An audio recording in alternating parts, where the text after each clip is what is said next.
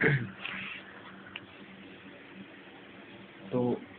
आज हम सबसे पहले एनडीए की केमिस्ट्री को कंप्लीट करेंगे, ठीक है। तो वन शॉट हो गया एनडीए केमिस्ट्री का। तो इसमें मैं कुछ इंपॉर्टेंट चैप्टर करवा देता हूँ जिसके क्वेश्चन आता ही रहता है, ठीक है, एनडीए केमिस्ट्री में। तो स्टार्ट करते हैं, एनडीए केमिस्ट्री स्टार्ट करते हैं। सबसे पहले हमारा चैप्टर है, अगर हम बात करें, सबसे पहला हमारा चैप्टर है physical and chemical change. Physical and chemical changes में से क्या क्वेश्चन आता है? फिजिकल एंड केमिकल चेंजेस में से एक क्वेश्चन आता ही रहता है हर बार, कोई ना कोई, मतलब कोई ना कोई क्वेश्चन आता ही रहता है कि भी बर्निंग ऑफ जो भी है, मतलब बर्निंग ऑफ वुड वगैरह कौन सा चेंज है, ऐसा कुछ क्वेश्चन मिलेगा। या फिर इवेपोरेशन कौन सा चेंज है, ठीक है, डिस्टिलेशन कौन सा चेंज है, सब्लिमेशन कौन सा चेंज है। तो मैं इसका एक शॉर्ट सा तरीका देता हूँ बिल्कुल, जो आपको याद रखना है, और जिससे ये क्वेश्चन, मतलब यहाँ से जो भी क्वेश्चन आएगा वो कम्प्लीटली सॉल्व हो जाएगा फिजिकल एंड केमिकल चेंज से, ठीक है। तो स्टार्ट करते हैं। सबसे पहले मैं एक चीज़ लिखता हूँ, फिजिकल चेंज होता क्या है, मतलब चेंज होता क्या है? चेंज का मतलब है परिवर्तन। चेंज का मतलब, अगर हम हिंदी में बात करें तो चेंज का मतलब होता है परिवर्तन। और परिवर्तन आप जानते होंगे कि परिवर्तन होती क्या है। परिवर्तन होता है कि किसी भी चीज़ में बदलाव, किसी भी चीज़ में क्या बदलाव, किसी भी चीज़ में बदलाव होगा तो उसे परिवर्तन कहते हैं हम, ये तो पता आपको।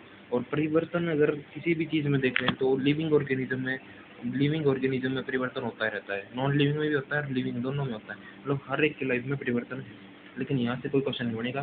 तो सबसे पहले क्वेश्चन किस चीज़ से बनेगा, तो उसके लिए हमें बेसिक पता होना चाहिए कि फिजिकल चेंज जो है उसमें क्या होती है, ओनली फिजिकल प्रॉपर्टी चेंज होती है, ओनली फिजिकल प्रॉपर्टी चेंज होती है, ओनली फिजिकल प्रॉपर्टी चेंज होती है। और ये एक रिवर्सिबल चेंज है, ये कौन सा चेंज है? रिवर्सिबल चेंज है, मतलब रिवर्सिबल प्रोसेस है, ये एक रिवर्सिबल प्रोसेस है। मतलब रिवर्सिबल मतलब वापस हम इसको बदल सकते हैं। तो मैं कुछ पढ़ता हूँ, there are some changes during which no new substance are formed, whereas during some other changes new substance are formed। तो मतलब कुछ ऐसे चेंज है जिसमें कोई भी परिवर्तन नहीं होता, मतलब कोई भी चेंज नहीं होता, मतलब नया सब्सटेंस नहीं बनता। और कुछ ऐसे चेंज है जिसमें नया सब्सटेंस बनता है। तो उनको दो चेंजेस में बांट दिया गया, फिर पहला है फिजिकल चेंज और दूसरा है केमिकल चेंज, ठीक है। फिजिकल चेंज और केमिकल चेंज, आगे बात समझे। तो हम अगर बात करते हैं सबसे पहले फिजिकल चेंज, तो चेंज पता चल गया फिजिकल। तो सबसे पहले फिजिकल चेंज की बात करते हैं हम। फिजिकल चेंज की अगर हम बात करें तो फिजिकल चेंज में हमारे पास इसमें क्या होता है, composition of a substance is not affected, मतलब no new substance is formed, no new substance is formed, कोई भी नया सब्सटेंस नहीं बनता, ठीक है ना। तो वो क्या होता है, फिजिकल चेंज होता है। इसके एग्जांपल लिख लेते हैं जो कि पेपर में पूछे जाते हैं। सबसे पहले मैग्नेटाइजेशन कौन सा चेंज है? सबसे पहला है मैग्नेटाइजेशन, दूसरा चेंज है इवेपोरेशन, ठीक है। तीसरा है डिस्टिलेशन। यहाँ से क्वेश्चन बनते हैं कि डिस्टिलेशन कौन सा चेंज हो गया, ये पूछा जाएगा। या तो सब्लिमेशन, या फिर ये पूछा जाएगा मतलब कि विच of the following is a physical change. इसमें तीन ऑप्शन तो ये लिख दिए, और या फिर तीन ऑप्शन में दूसरे लिख दिए और एक फिजिकल चेंज का लिख दिया, ऐसा कुछ पूछा जाएगा। मतलब ये आपको याद होना चाहिए, sublimation, magnetisation, evaporation, distillation, sublimation, condensation. अगला कौन सा प्रोसेस है? कंडेंसेशन, समझ गए, कंडेंसेशन। और नेक्स्ट है क्रिस्टलाइजेशन। नेक्स्ट क्या है? क्रिस्टलाइजेशन है। और उसके बाद, तो ये सारे चेंजेस किसके हैं? फिजिकल चेंज है। ये कौन सी चेंज है? Physical change. आगे बताओ। तो magnetisation, evaporation, distillation, sublimation, condensation और क्रिस्टलाइजेशन, ये सारे चेंज आपको याद रखने हैं। ये सारे के सारे क्या है? फिजिकल चेंज है, ठीक है। और एक और चीज़ है फिजिकल चेंज की जिससे क्वेश्चन लगातार पूछा जा रहा है, मतलब बहुत बार देखा है मैंने। तो उसमें क्या है, एक ये पूछा जाता है कॉपर सल्फेट वाला एग्जाम्पल, CuSO4.5H2O। सबसे पहले ये वाटर की फॉर्म में है, यहाँ पे वाटर की फॉर्म में पता चल होगा वाटर है, यहाँ पे 5H2O है। तो अगर हम इसको ईट करेंगे, अगर हम इसको क्या करेंगे, हीट करेंगे मतलब गर्म करेंगे तो इसका जो पानी है वो अलग हो जाएगा, मतलब इसका वाटर जो है वो अलग हो जाएगा, CuSO4 बचेगा प्लस जो H2 है 5H2O वो क्या हो जाएगा, अलग हो जाएगा। ठीक है, तो ये भी एक प्रकार का क्या है, फिजिकल चेंज है। ये भी एक प्रकार का क्या है, फिजिकल चेंज। सिर्फ हमने क्या किया, पानी अलग किया ना, सिर्फ वाटर को रिमूव किया यहाँ से, तो ये कौन सा चेंज हो जाएगा, फिजिकल चेंज। लेकिन अब इसको भी अगर गर्म कर देंगे, अगर इसको मतलब CuSO4 डॉट प्लस 5H2O इसको भी अगर गर्म कर देंगे तो ये कौन सा चेंज हो जाएगा, केमिकल चेंज हो जाएगा। लेकिन अब तक इसका सिर्फ और सिर्फ पानी रिमूव करना, इसका सिर्फ और सिर्फ वाटर रिमूव करना क्या चेंज हो जाएगा, फिजिकल चेंज हो जाएगा। ये भी पूछा जाता है। तो मैंने दो मतलब ये बताया है सबसे पहले इस स्लाइड में, ये बताया है कि भाई चेंजेस क्या होता है, चेंजेस हर किसी चीज़ में चेंजेस होता रहता है। ठीक है, लिविंग ऑर्गेनिज्म हो, नॉन लिविंग हो, सब में चेंज होता रहता है। इस स्लाइड में क्या होता है, ये सारी प्रोसेस बताइए, मैग्नेटाइजेशन है, इवेपोरेशन है, डिस्टिलेशन है, सब्लिमेशन है, कंडेंसेशन और क्रिस्टलाइजेशन है। ये सारे के सारे कौन से चेंज है, फिजिकल चेंज है। नेक्स्ट स्लाइड में क्या बताया है, एक और एग्जांपल लिया फिजिकल चेंज का, जो कि ये है कॉपर सल्फेट का गर्म करना, तो इससे जो वाटर है वो अलग हो जाएगा। तो ये भी प्रकार का क्या है, फिजिकल चेंज है। ये इतना फिजिकल चेंज में पढ़ना है। और फिजिकल की प्रॉपर्टी, अगर फिजिकल चेंज की प्रॉपर्टी हमने पहले बताई दी थी, एक प्रकार का क्या है, टेम्परेरी है, एक प्रकार का क्या है, टेम्परेरी चेंज है। दूसरा एक प्रकार का क्या है, रिवर्सिबल चेंज है। दूसरा क्या है, रिवर्सिबल चेंज है। और इसमें जो है physical changes are due to change in physical property. Property मतलब कौन कौन सी प्रॉपर्टी हो जाएगी, density, volume, density, volume, state, इन चीज़ों में ये चेंज होता रहता है। तो अगर पहला तो टेम्परेरी चेंज है, दूसरा रिवर्सिबल है, और तीसरा इसकी डेंसिटी, डेंसिटी मतलब घनत्व। इन चीज़ों में मतलब अगर फिजिकल चेंज, अगर मान लो कोई ऐसी सॉलिड बॉडी है, ऐसी सॉलिड बॉडी है, इसकी अगर फिजिकल चेंज कर देंगे तो ये मतलब लिक्विड बन जाएगी, तो इसका जो है वॉल्यूम जो है बढ़ जाएगा, मतलब इससे इसमें हो जाएगा। तो डेंसिटी क्या हो जाएगी, इसकी डेंसिटी ज़्यादा है क्योंकि सॉलिड की डेंसिटी है जो आई होती है, क्योंकि घनत्व, घनत्व का मतलब होता है, डेंसिटी का मतलब होता है कि कितना स्पेस में मतलब कितने भी टाइट टाइट बैठे हैं, मतलब इसमें बहुत ज़्यादा टाइट है तो इसकी डेंसिटी बहुत ज़्यादा है, लेकिन इसकी डेंसिटी क्या हो जाएगी, कम हो जाएगी। इसकी डेंसिटी क्या हो जाएगी, कम हो जाएगी। तो डेंसिटी में चेंज, वॉल्यूम में चेंज, और स्टेट में, स्टेट मतलब ये सॉलिड है, ये क्या है, लिक्विड है। तो टेम्परेरी चेंज है, रिवर्सिबल चेंज है, जिसमें डेंसिटी, वॉल्यूम और स्टेट चेंज होता हो, उसी को हम क्या करते हैं, फिजिकल चेंज कहा जाता है। उसी को क्या कहता है, फिजिकल चेंज कहा जाता है। ठीक है, और अब अगर डेंसिटी का फॉर्मूला मैं पूछ लूँ, अगर मैं डेंसिटी का फॉर्मूला पूछूँ तो आपसे, density is equal to mass upon volume, density is equal to mass upon volume, बस इतना याद रखना है, density is equal to mass upon volume. और एक और चीज़ चलो मैं आज बता दूँगा अगर मिलेगी तो मुझे, लेकिन ये तो ये एग्जांपल याद रखना। और फिजिकल चेंजेस के जितने भी एग्जांपल है जो पहले करवाए हैं वो याद रखना, बस यहाँ से एक नंबर का क्वेश्चन अगर बनेगा तो यहाँ से बनेगा, या फिर आगे जो भी टॉपिक में बताऊँगा वहाँ से बन सकता है, या तो यहाँ से बन सकता है एक नंबर का क्वेश्चन, या फिर आगे जो मैं टॉपिक बताऊँगा वहाँ से बन सकता है। ठीक है, चलो फिर नेक्स्ट स्लाइड में। तो अब आ जाते हैं केमिकल चेंज पे। अब वो किस पे आ जाते हैं, केमिकल चेंज पर। केमिकल चेंज, केमिकल चेंज क्या होता है, केमिकल चेंज मतलब फिजिकल में तो भौतिक परिवर्तन था, मतलब कि डेंसिटी में होगा चेंज, मास में होगा, स्टेट में होगा, सॉरी वॉल्यूम में होगा, स्टेट में होगा, इनमें चेंज तो फिजिकल चेंज था। उसके एग्जांपल मैंने बता दिए थे, evaporation, distillation, sublimation, condensation, crystallisation, ये सारे चेंज किसके थे, फिजिकल चेंज के थे। लेकिन अब केमिकल चेंज में क्या हो जाएगा, केमिकल चेंज में कोई नया सब्सटेंस बनेगा, क्या होगा, न्यू सब्सटेंस फॉर्म होगा, क्या हो जाएगा, न्यू सब्सटेंस फॉर्म, नया सब्सटेंस बनेगा। ठीक है ना, उसी को क्या कहते हैं, केमिकल चेंज कहा जाता है। अगर मान लो आयरन पीस है, ये मान लो आयरन पीस है, ये किस में हो गया, मान लो इसके ऊपर मैंने मतलब ये अगर वाटर और ऑक्सीजन इन दोनों के प्रेजेंस में आ गया, वाटर ऑक्सीजन से रस्ट बनता है ना, मतलब मॉइस्चर बनता है, और मॉइस्चर के प्रेजेंस में अगर ये आयरन आ गया तो इसके ऊपर जंग लग जाएगा, क्या हो जाएगा, जंग लग जाएगा, और ये खराब हो जाएगा। तो ये अगर जंग लगा हुआ आयरन वापस इस आयरन में बदल सकते हैं, नहीं। अगर इसको हम अगर जंग उतारे भी गए तो इसकी लेयर उतरने लगेगी, इसकी एक लेयर उतर जाएगी, फिर और जंग लगेगा, उसको उतार देंगे तो एक लेयर और उतर जाएगी। तो ऐसे करके ये जो आयरन वो बिल्कुल पतला हो जाएगा और एक दिन ये खराब हो जाएगा। इसको हम इस फॉर्म में बिल्कुल भी नहीं ला सकते। तो रस्टिंग, रस्टिंग अगर एग्जांपल मैं पूछूं तो रस्टिंग किस, कौन सा चेंज है, रस्टिंग एक केमिकल चेंज है। कौन सा चेंज है, रस्टिंग एक केमिकल चेंज है। ठीक है ना, समझिए, तो रस्टिंग हो गया। अच्छा, दूसरा चेंज में अगर केमिकल चेंज के मैं जैसे फिजिकल चेंज के लिखवा दे, वैसे सारे केमिकल चेंज के एग्जांपल मैं दिखा देता हूँ आपको। तो सबसे पहला एग्जांपल लिखो रस्टिंग, दूसरा चेंज लिखो जो क्या है, डाइजेशन,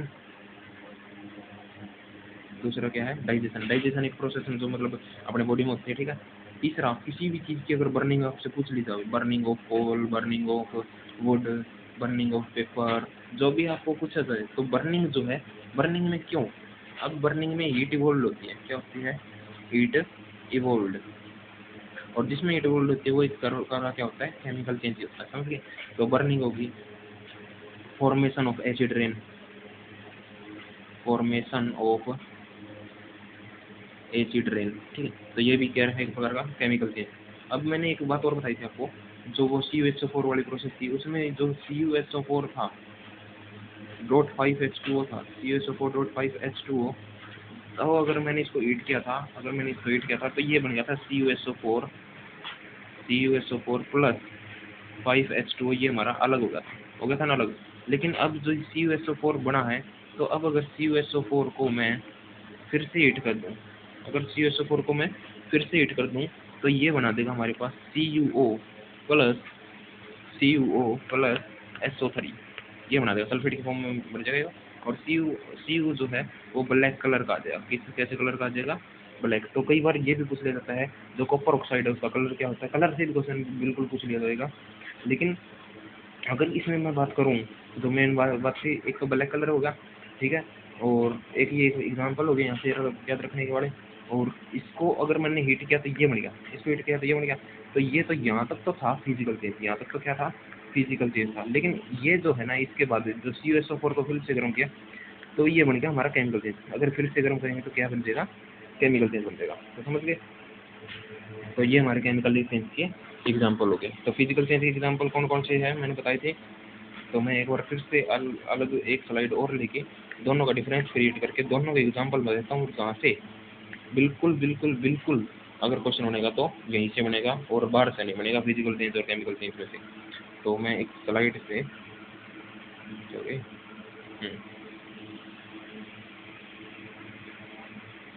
बिल्कुल वाटर से लेना इसको, ठीक है, ये और स्लाइड आपकी। तो यहाँ से मैं फिजिकल और यहाँ पे केमिकल, यहाँ पे क्या, केमिकल। तो फिजिकल चेंज के जो भी एग्जांपल मैं बताऊंगा वो लिख लेना। फिजिकल चेंज के एग्जांपल है इवेपोरेशन, इवेपोरेशन पता होगा, वाष्पीकरण करते हैं इसको हिंदी में, इवेपोरेशन। दूसरा है डिस्टिलेशन,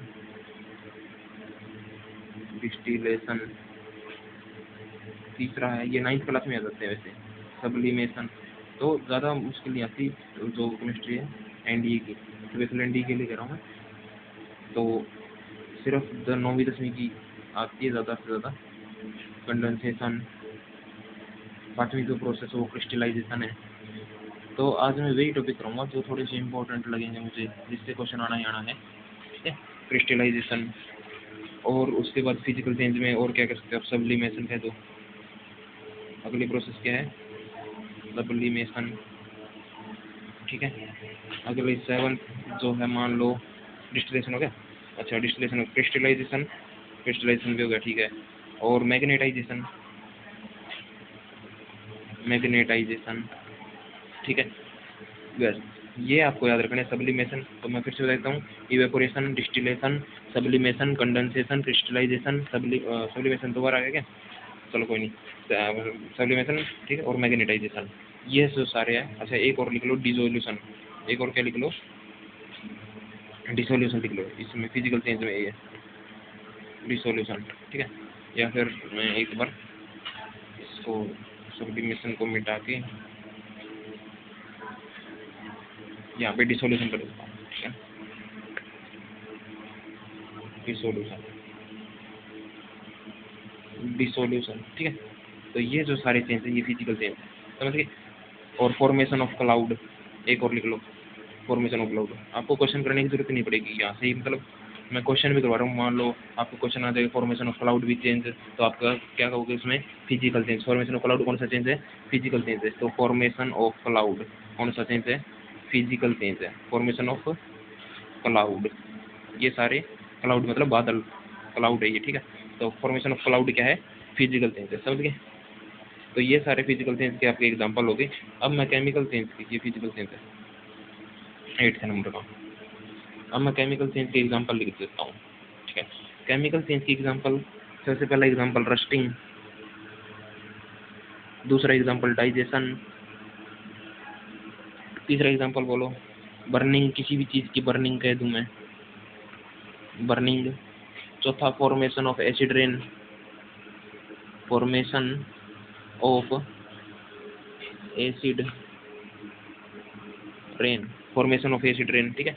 और एक ये जो प्रोसेस थी CuSO4 वाली, इसको हीट अगर करेंगे तो CuO जो कि ब्लैक कलर का, किस कलर का, ब्लैक कलर का, ठीक है। और डिकम्पोजिशन, और क्या हो जाएगा, डिकम्पोजिशन, डिकम्पोजिशन पूछा जाता है वैसे ज़्यादातर, डिकम्पोजिशन, ठीक है। और कोई भी राइपनिंग वगैरह, कर्डिंग वगैरह, मतलब जो है दूध का दही बनना, राइपनिंग किसी फ्रूट का पकना सॉरी, किसी फ्रूट का पकना, ये सारे के सारे क्या है, एक केमिकल चेंज है, समझ गए। तो केमिकल चेंज में ये हो गए, और थोड़ी सी और चेंजेस है वो नेक्स्ट स्लाइड पे लिखने पड़ेंगे हमें। तो नेक्स्ट स्लाइड, तो फिजिकल चेंज के तो हो गए सारे, लेकिन केमिकल चेंज के और रहते हैं। केमिकल चेंज की, केमिकल चेंज के और है एग्जांपल प्रेसिपिटेशन। मैं से क्वेश्चन भी कराऊंगा थोड़ी बहुत जो मुझे लगेंगे, ठीक है। वहाँ से ही आ जाएगा, अगर यहाँ से क्वेश्चन बनाना होगा तो यहाँ से बनेगा, और ज़्यादा बार से नहीं बनेगा। डिकम्पोजिशन लिख दिया होगा शायद पहले, और इलेक्ट्रोलिसिस, इन्हें को नोट कर लेना आप। जो बोल रहा हूँ अगर राइटिंग समझना है तो सॉरी, लेकिन बट मैं बोल रहा हूँ तो उससे आप जल्दी जल्दी इसको नोट करना है।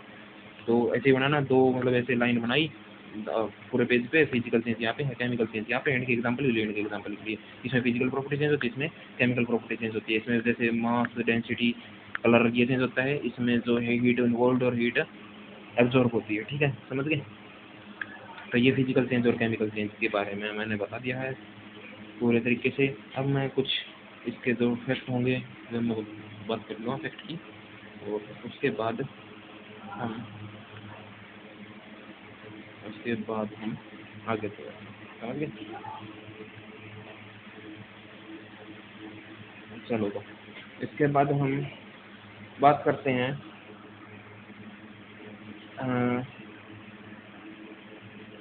क्वेश्चन की। टेक्स्ट तो वैसे मैंने बता दी, बर्निंग हो गया, और during chemical change composition of the substance, identity is lost during a chemical change, energy is absorbed, और केमिकल चेंज परमानेंट चेंज है। ये सारी प्रॉपर्टीज है। प्रॉपर्टीज क्वेश्चन इतना नहीं पूछा जाएगा, एग्जांपल से पूछा जाएगा। वैसे ही पता होगा फिजिकल चेंज में सारी प्रॉपर्टीज और केमिकल चेंज की प्रॉपर्टी आपको पता ही होगा वैसे ही, ठीक है। तो अब मैं क्वेश्चन करवा देता हूँ।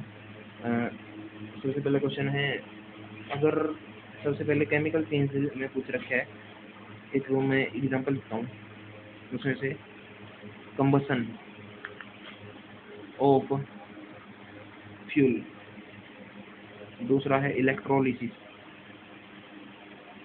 तीसरा है ऑक्सीडेशन, और चौथा है ग्लोविंग। चौथा क्या है, ग्लोविंग। ग्लोविंग मतलब चमकना, glowing, glowing of platinum wire, platinum wire का ग्लोविंग। अच्छा, इसमें से पूछ रखे कौन सा, which of the following is not a chemical change, कौन सा केमिकल चेंज नहीं है, कौन सा केमिकल चेंज नहीं है। हाँ, इंडिया में ये बहुत पूछता है नोट लगा के, तो इसको स्टेटमेंट को समझना बहुत जरूरी है, कभी इसके जल्दी के चक्कर में गलत कराओ। विच of the following is not a chemical change, not a chemical change, chemical change नहीं है, मतलब कौन सा फिजिकल चेंज है ये पूछ रहा है। तो फिजिकल चेंज कौन सा है, ये कंबसन। कंबसन मैंने बताया, बर्निंग अगर किसी चीज की हो तो वो केमिकल चेंज होता है जी। वो कौन सा चेंज होता है, फिर केमिकल चेंज होता है। इलेक्ट्रोलिसिस, इलेक्ट्रोलिसिस भी मैंने एक केमिकल चेंज में लिखवा रखा है आपको, ये रहा इलेक्ट्रोलिसिस, यहीं पे है इस स्लाइड में। ऑक्सीडेशन, ऑक्सीडेशन भी क्या है, एक केमिकल चेंज है, क्योंकि ये रिएक्शन की फॉर्म में है। ऑक्सीडेशन रिडक्शन ये दोनों पढ़े होंगे, ठीक है। और ग्लोइंग ऑफ प्लेटिनम वायर, लेकिन ये जो है ये हमारा पास क्या है, फिजिकल चेंज है। ये कौन सा चेंज है हमारे पास, फिजिकल चेंज है, ठीक है।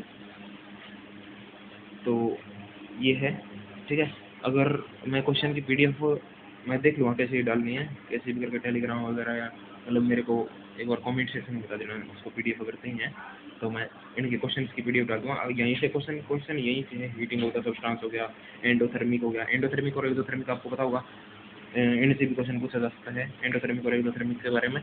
तो वो आप देख लेना, एंडोथर्मिक जिसमें हीट अब्जॉर्ब होती है, और एक्सोथर्मिक जिसमें हीट इवॉल्व होती है। ये एंडोथर्मिक और एक्सोथर्मिक का काम है, ठीक है।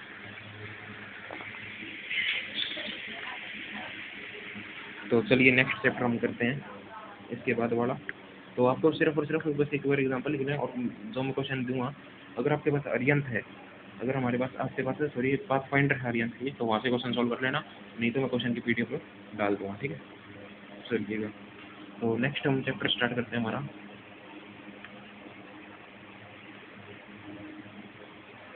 नेक्स्ट अपना चैप्टर है element, mixture and compound. Element, अब रेटिंग element, mixture and compound. Next chapter, second chapter, first chapter हमारा कंप्लीट होगा, ठीक है। सेकंड चैप्टर इसमें से क्या पूछा जाता है, इसमें से हमारे पास क्या पूछा जाएगा, इसका मैं बता देता हूँ क्या पूछा जाएगा इसमें से।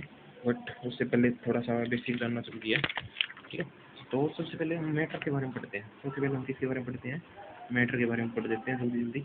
तो मैटर क्या होता है, matter anything which occupy space and position mass, जिसके पास कोई ना कोई स्पेस घेरे, जो कोई स्पेस घेरे, जिसका कोई ना कोई मास हो, जिसका कोई ना कोई वजन हो, जो कि स्पेस घेरे, उसी को क्या कहते हैं, मैटर कहते हैं। उसी को क्या कहते हैं, हम मैटर कहते हैं। मैटर छोटे छोटे पार्टिकल से बना होता है, इसके बीच में intermolecular space between the constituent particle. अच्छा, मैटर के जो पार्टिकल है, मैटर के जो पार्टिकल है, मान लो ये इससे मैटर बनाया पूरा, तो मैटर के जो पार्टिकल है इनके बीच में भी क्या रहता है, छोटा थोड़ा थोड़ा स्पेस रहता है, ठीक है।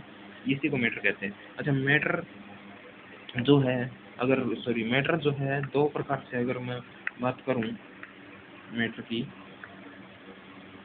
मैटर को कितने भागों में बांटा गया है, वैसे 5 है, सॉलिड, लिक्विड, गैस, प्लाज्मा और एक और बोस आइंस्टाइन कंडेंसेट, ठीक है। तो लेकिन फिजिकल क्लासिफिकेशन में अगर क्लासिफिकेशन की बात करूं मैटर, तो मैटर का पता चल गया, जहाँ से क्वेश्चन बिल्कुल भी नहीं आना, कोई नहीं पूछेगा कि मैटर क्या होता है, विच को ऑक्यूपाई स्पेस, हाँ बस बताना चाहिए, हाँ भाई ऑक्यूपाई स्पेस करता है, जिसका मास होता है उसी को मैटर कहते हैं। कोई भी पदार्थ हो अपने, ठीक है, उसी को मैटर कहते हैं, मतलब, ठीक है। और उसके बाद क्लासिफिकेशन 2 टाइप से कर दी मैंने। क्लासिफिकेशन कितने टाइप से कर दी, 2 टाइप से कर दी, फिजिकल क्लासिफिकेशन और एक क्या कर दी, केमिकल क्लासिफिकेशन कर दी। एक और क्या करती, केमिकल क्लासिफिकेशन कर दी। तो फिजिकल क्लासिफिकेशन में 5 स्टेट है। फिजिकल क्लासिफिकेशन में 5 स्टेट हमारे पास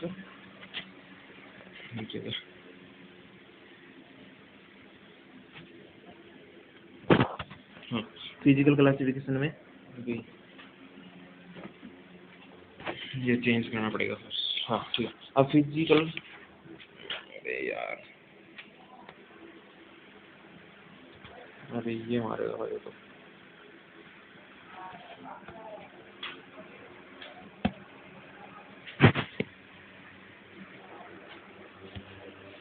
बस अब ठीक है ना, अब मतलब ना, ठीक है, हाँ अब नहीं होगा।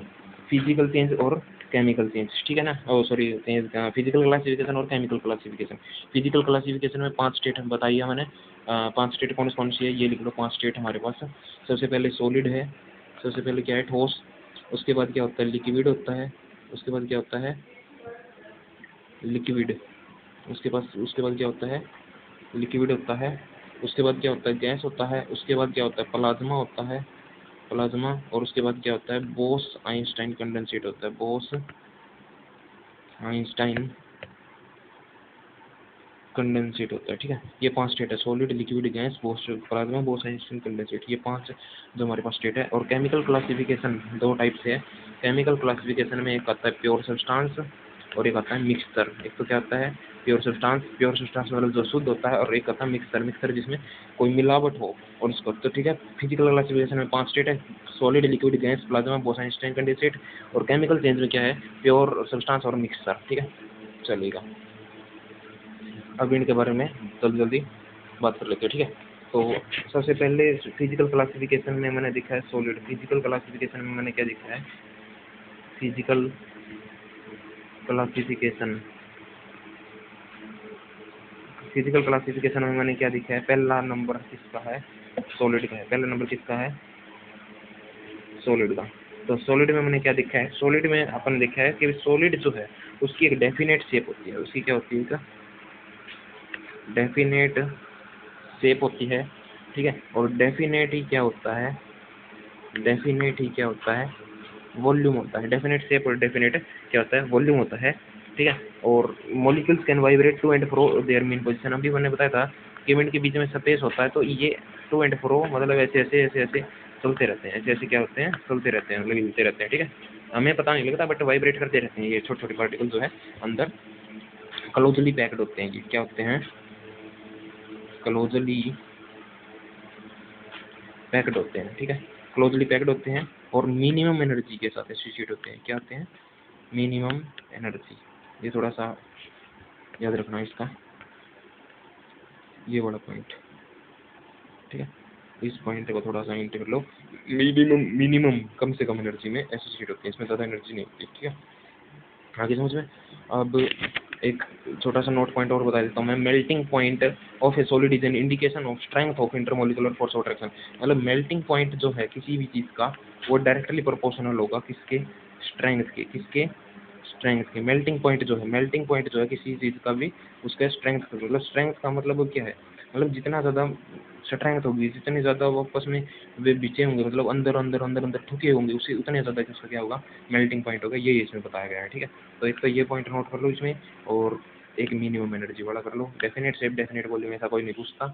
अब वैसे पेपर का लेवल थोड़ा सा आ जाता है, तो ऐसे जो क्वेश्चन है मुश्किल, बहुत मुश्किल, रेयर चांस है कि ऐसा क्वेश्चन आए, बट यहाँ से मिनिमम एनर्जी वाला आ सकता है, और जो क्लोजली पैक्ड और स्ट्रेंथ बढ़ा सकता है, ठीक है।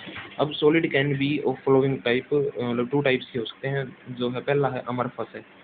पहला सॉलिड कौन सा है? अमरफस है। और दूसरा जो सॉलिड है वो हमारे पास क्या सॉलिड, क्या हमारे पास क्रिस्टलाइन सॉलिड है, ठीक है। अमरफस और क्रिस्टलाइन, ठीक है।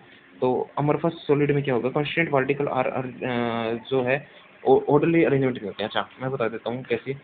यहाँ पे होगा, यहाँ पे होगा, यहाँ पे होगा रेंडमली, यहाँ पे होगा, अब यहाँ पे होगा, यहाँ पे होगा, यहाँ पे होगा, ऐसी कोई शेप हो, ऐसी कोई शेप हो। मतलब अमरफस में क्या होता है?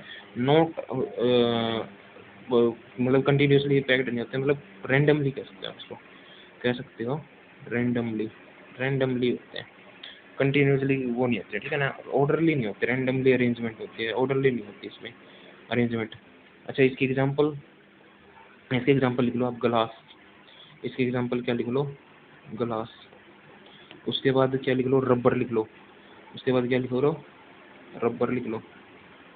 ओके जी, रबर लिख दिया। उसके बाद एक और क्या लिख लो? प्लास्टिक लिख लो। उसके बाद क्या लिख लो? प्लास्टिक, ठीक है। ये हो गया हमारे पास अमरफस के एग्जांपल। हमारे पास इसके एग्जांपल हो गए अमरफस के। तो अमरफस में रेंडमली अरेंज होते हैं। ग्लास हो गया, रबर होगा, प्लास्टिक होगा। अच्छा, ग्लास से एक क्वेश्चन पूछा जाता है, बहुत बार पूछा गया है। सुपर कोल्ड लिक्विड है ये। क्या है? एक सुपर कोल्ड लिक्विड है, बहुत बार क्वेश्चन पूछा जाता है। तो ये याद रखना, ये स्टार मार्क करके, सुपर कोल्ड लिक्विड है। Glass is a super cold liquid, ठीक है। तो ये तो अपने पास अमरफस सॉलिड हो गई। तो यहाँ से यही क्वेश्चन पूछा जाता है, या तो glass is super cold liquid, या फिर अमरफस कौन कौन से है? ग्लास है, रबर है, प्लास्टिक, ठीक है। अब क्रिस्टलाइन सॉलिड की बात करें तो जो है ऑर्डरली अरेंजमेंट होते हैं। क्रिस्टलाइन क्या होते हैं? ऑर्डरली अरेंजमेंट होते हैं। तो इसमें क्रिस्टलाइन सॉलिड में अगर हम बात करें तो कौन कौन से आते हैं? ग्रेफाइट हो गया, ग्रेफाइट, ठीक है, डायमंड। इनसे भी एक क्वेश्चन बिल्कुल पूछा जाएगा, जो आगे करवाएंगे हम कार्बन वाले चैप्टर में। तो ग्रेफाइट हो गया, डायमंड हो गया, ये एलोट्रोप है कार्बन के, आपको पता होगा, फुल रेंज है। तो ये यहाँ से एक क्वेश्चन ग्रेफाइट से बिल्कुल एक क्वेश्चन पूछा जाता है, ठीक है ना। तो ये आगे करेंगे। लेकिन अभी क्रिस्टलाइन सॉलिड की बात करें तो ये जो है ग्रेफाइट है, डायमंड है, और NaCl है। ये क्या है? क्रिस्टलाइन सॉलिड है। ये क्या है? क्रिस्टलाइन सॉलिड है। मतलब इनका जो है अरेंजमेंट वो फिक्स होता है, ऑर्डरली होता है, ठीक है। अब क्रिस्टलाइन सॉलिड जो है वो भी खुद डिवाइड है। क्रिस्टलाइन सॉलिड भी कैसे डिवाइड है वो अब आप देख लेते हैं। क्रिस्टलाइन सॉलिड कैसे डिवाइड है? तो crystalline solid is further classified as, जो क्रिस्टलाइन सॉलिड है, क्रिस्टलाइन सॉलिड वो खुद डिवाइड है। किस किस में डिवाइड है वो देख लो, आयनिक में, मेटालिक में, ठीक है, कोवलेंट में, कोवलेंट में, और मोलिकुलर में। और किस किस में? मोलिकुलर। इनके बारे में जल्दी जल्दी बता देता हूँ। आयनिक क्या होता है, ठीक है। तो आयनिक क्या होता है? जिसमें स्ट्रॉन्ग इंटरफोर्स ऑफ अट्रैक्शन हो। किसमें हो? Strong electrostatic force of attraction होता है इसमें। Strong, very strong electrostatic force. जल्दी जल्दी नोट्स बना लेना इसके साथ साथ, और वो रिवाइज कर जाना, बहुत है बस। Strong electrostatic force of attraction है। जिसके एग्जांपल में अगर बात करूँ, NaCl, जिसके एग्जांपल में बात कर दिया, NaCl, BaCl2, बेरियम क्लोराइड, और जिंक सल्फाइड, और जिंक सल्फाइड ZnS। तो ये जो है आयनिक सॉलिड है। और मेटालिक सॉलिड में क्या होता है? Constant particle are positively charge tunnel and free electron. Metallic में तो पता है फ्री इलेक्ट्रॉन होते हैं, तो जैसे कि आयरन हो गया, कॉपर हो गया, ये जो है फ्री होते हैं, ये बिल्कुल फ्री इलेक्ट्रॉन होते हैं इसमें। तो एल्यूमिनियम हो गया, तो ये मेटालिक सॉलिड में आ जाएगा। और कोवलेंट सॉलिड में क्या होता है, एटम और जो मतलब जो पार्टिकल है इंटर पार्टिकल फोर्स, वो क्या होता है कोवलेंट बॉन्ड होता है, उसमें क्या होता है कोवलेंट। आयनिक में क्या होता है स्ट्रॉन्ग इलेक्ट्रोस्टैटिक आयनिक बॉन्ड होता है, NaCl BaCl2 इसके एग्जांपल हो गए। मेटालिक में क्या होता है फ्री इलेक्ट्रॉन होते हैं। कोवलेंट में क्या होता है इनके बीच स्ट्रॉन्ग कोवलेंट बॉन्ड होता है। क्या होता है स्ट्रॉन्ग कोवलेंट बॉन्ड होता है। जैसे कि इसके एग्जांपल अगर मैं बात करूँ कोवलेंट बॉन्ड की, इसके एग्जांपल अगर मैं बात करूँ तो डायमंड हो गया, इसके एग्जांपल की बात करूँ तो क्या हो गया डायमंड हो गया, ठीक है। कवार्ट्ज हो गया, SiO2 सिलिकॉन ऑक्साइड हो गया, ये जो है कोवलेंट बॉन्ड हो गया, ठीक है ना, समझिए।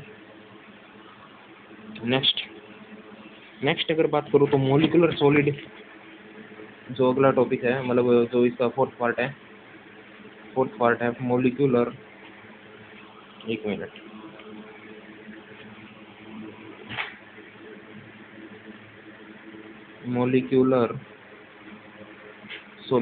मोलिकुलर सॉलिड की अगर मैं बात करूं तो constant particle are molecule and inter particle force are hydrogen bond और वंडरवाल फोर्स। इनके बीच में कौन सा फोर्स होता है वंडरवाल, ठीक है ना, वंडरवाल फोर्स होता है इनके बीच में, ठीक है, ये याद रखना है। तो एग्जांपल CO2 लिख लो, सॉलिड CO2, या फिर आयोडीन लिख लो, या फिर क्या लिख लो आयोडीन एटसेट्रा। तो सॉलिड CO2 मोलिकुलर सॉलिड के भी वंडरवाल फोर्स होता है। तो मैंने बताए थे 4 प्रकार के बताए थे। क्रिस्टलाइन सॉलिड में आयनिक बताया था, आयनिक में क्या होता है आयनिक बॉन्ड होता है, ठीक है ना, NaCl हो गया इसका, उसका एग्जांपल BaCl2 का ZnS हो गया। मेटालिक सॉलिड में मेटालिक बॉन्ड होता है, या फिर पॉजिटिव चार्ज कंट्रोल होते हैं और फ्री इलेक्ट्रॉन होते हैं, iron copper aluminium. Covalent solid में क्या होता है inter particle force strong covalent bond होता है, डायमंड क्वार्ट्ज सिलिकॉन ऑक्साइड ये हो गए। और मोलिकुलर सॉलिड में वंडरवाल फोर्स होता है, सॉलिड CO2 I2 इसके एग्जांपल हो गए, ठीक है ना। ये हमारे पास पूरा सॉलिड कंप्लीट हो गया आज, मतलब अभी। इसके बाद हम बात करते हैं लिक्विड की। उसके बाद हम क्या इसकी बात करते हैं लिक्विड की। अगर हम बात करते हैं तो लिक्विड में क्या होता है कोई भी फिक्स शेप नहीं होती लिक्विड का। आपको देखा होगा किसी भी बर्तन में किसी भी बीकर में डाल लो उसका शेप ले लेता है, ठीक है ना। ये तो यहाँ से क्वेश्चन ऐसा नहीं बनेगा लिक्विड का बस इसमें ये पूछ सकता है कि एनर्जी जो सॉलिड में है वो मिनिमम एनर्जी थी ना, सॉलिड में मिनिमम एनर्जी थी, तो इसमें कौन सी एनर्जी होगी, तो इसमें क्या हो जाएगी इंटरमीडिएट एनर्जी हो जाएगी। कौन सी एनर्जी हो जाएगी इंटरमीडिएट एनर्जी हो जाएगी, इंटरमीडिएट, ठीक है। और गैस में कौन सी एनर्जी हो जाएगी हाई एनर्जी हो जाएगी। गैस में क्या हो जाएगी हाई एनर्जी हो जाएगी, ठीक है ना। गैस में क्या हो जाएगी हाई एनर्जी हो जाएगी। अच्छा अब मैं बात करूं कंप्रेसिबिलिटी की, बस यही याद रखना है सॉलिड लिक्विड गैस में। सॉलिड के टाइप याद रखना, उनका फोर्सेस याद रखना, और सॉलिड लिक्विड गैस में कंप्रेसिबिलिटी याद रखना, और सॉलिड लिक्विड गैस की प्रॉपर्टीज याद रखना, ठीक है, एनर्जी वगैरह वाली ये सारी प्रॉपर्टी आपको याद रखनी पड़ेगी, ठीक है। तो अब कंप्रेसिबिलिटी में बताया, कंप्रेसिबिलिटी आपको पता ही होगा, सॉलिड जो है कंप्रेसिबिलिटी का मतलब होता है दबना। सॉलिड को हम दबा सकते हैं हाथ से, तो सॉलिड की कंप्रेसिबिलिटी सबसे कम है, लिक्विड की उससे ज़्यादा है। हाँ पे लिक्विड को दबा सकते हैं। सबसे ज़्यादा गैस की है, गैस में बोल में गैस भर लो, दबा सकते हैं ना। तो कंप्रेसिबिलिटी, तो ये कंप्रेसिबिलिटी किस पे डिपेंड करती है ये बताओ मेरे को। कंप्रेसिबिलिटी किस चीज़ पे डिपेंड करती है, ये डिपेंड करती है जी मोलिकुलर जो है उसके बीच स्पेस कितना, मोलिकुलर के बीच स्पेस कितना है। मान लो गैस तो ऐसी होती है, लिक्विड ऐसा होता है, और एक और लगा लो सॉलिड ऐसा होता है ऐसा। तो ये बताओ किसके बीच स्पेस ज़्यादा है, स्पेस के बीच ज़्यादा है ना। तो सॉलिड, ये सॉलिड है, ये लिक्विड है, और ये हमारे पास गैस है। तो गैस के बीच बहुत ज़्यादा स्पेस है, तो जितना ज़्यादा स्पेस उतनी ज़्यादा कंप्रेसिबिलिटी, ये याद रखना, ठीक है। नेक्स्ट,